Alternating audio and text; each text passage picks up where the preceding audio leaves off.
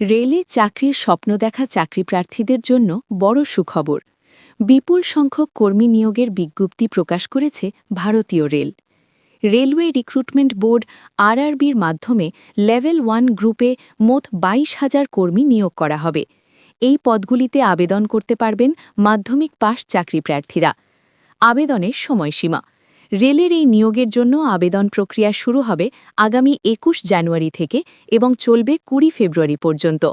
আগ্রহী প্রার্থীরা আরআরবির official website rrbapply.gov.in এ গিয়ে অনলাইনে আবেদন করতে পারবেন। বেতন ও ভাতা। এই লেভেল 1 গ্রুপের পদগুলিতে নিযুক্ত কর্মীদের বেসিক বেতন হবে মাসে ১৮,০০০ টাকা।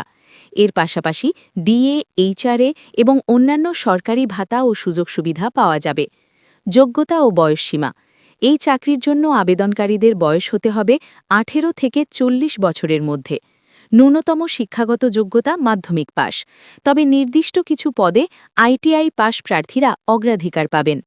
আবেদন ফি। আবেদনের ক্ষেত্রে জেনারেল ও ওবিসি প্রার্থীদের ৫০০ টাকা ফি দিতে হবে।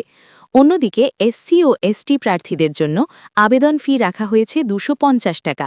নির্বাচন প্রক্রিয়া। প্রথমে চাকরিপ্রার্থীদের কম্পিউটার ভিত্তিক অনলাইন পরীক্ষা দিতে হবে।